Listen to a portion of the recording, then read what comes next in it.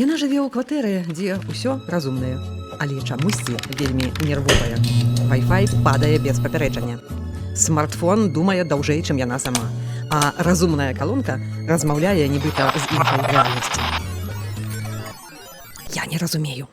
Усё абноўлена, а працуе нібы ў 2007 годзе.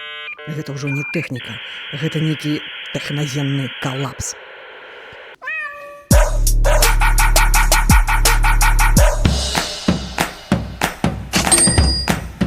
І на парозе з'яўляецца бабуля, канечне, з торбамі. Яна аглядае кватэру, уздыхае і кажа з усёй сур'ёзнасцю, нібыта ставіць дыягназ.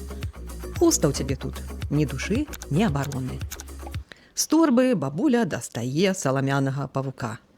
Лёгкага, геаметрычнага, нібы з іншага часу. Павешу тут, каб ліха не лезла.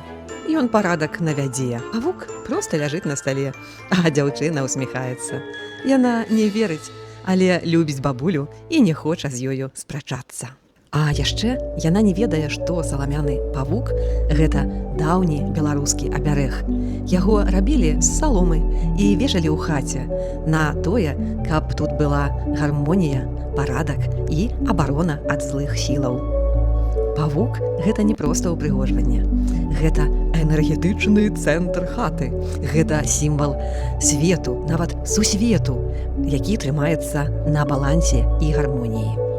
Яна бярэ павука ў рукі і ідзе па кватэры. Калідор, кухня, чайнік перастае міргаць памылкай. Гасцёўня, Wi-Fi стабільны. Калонка нармальна адказвае. Дзяўчына спыняецца і глядзіць на павука. Дык гэта твая работа? Яна вешае павука ў цэнтры пакою. І святло раптам робіцца мякчэйшым. Павук не праганяе бяду. Ён яе ловіць і збірае ў сваю павуціну. Замыкае ў сабе шум, злосць, лішняе напружанне. Яго сетка трымае тое зло, каб не пусціць на людзей. Рабілі яго з саломы, бо гэта жывы матэрыял, знак хлебу і дабрабыту. Салома лёгкая, але павук трымае форму. І гэтай лёгкай формай падтрымлівае гармонію ў доме, стварае ў жыцці лад. Дзяўчына здымае павука. І раптам усё пачынае глючыць. Вешае назад, усё працуе нанова. Яна садзіцца на канапу і ціха кажа: «Так вось ты які». І выснова прыходзіць сама. Гэта не магія, гэта антывірус, толькі пасланы нам продкамі. Гэта наш абярэг. Дзяўчына здымае відэа пра свайго павука і выкладвае яго ў сеціва.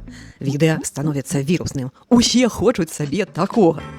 У інтэрнэце з'яўляюцца мільёны публікацый пра беларускую сенсацыю. Я павесіла павука, і ў мяне знікла трывожнасць. На Марсе не ловіць Wi-Fi, бо Ілон Маск яшчэ не ведае пра беларускіх павукоў. Стартап з Гродна пачаў рабіць смарт-павукі. Да вашай увагі лінейка смарт-павукоў з USB-портам. Усё ішло добра, пакуль аднаго дня дзяўчына не заўважыла, што павук перастаў круціцца, а салома пацямнела. Нібыта ён стаміўся. «Ты цёплы?» Бабуля ківае, нібыта таго і чакала. Ён добра папрацаваў, сабраў усё, што было лішняе. Шум, злосць, сваркі, таму і трохі нагрэўся. Нічога няма на свеце вечнага, і павукі не могуць працаваць вечна. Праз пэўны час павука трэба спаліць. Не выкінуць, а адпусціць тую энергію, которая ачысціцца агнём. А потым сплясці новага, бо дом, як чалавек, мусіць абнаўляцца. Саламяных павукоў часта рабілі разам. Бабулі ці дзядулі з дзецьмі. Бо дарослыя людзі проста былі занятыя пабытовымі справамі. Гэта мы нібыта робім абнаўленне праграмаў, так? А бабуля адказвае: гэта продкі перадаюць табе прывітанне і абяцаюць бараніць сілаю нашых традыцый. Верым у традыцыі, помнім сваё. Дзякуй, бабулечка.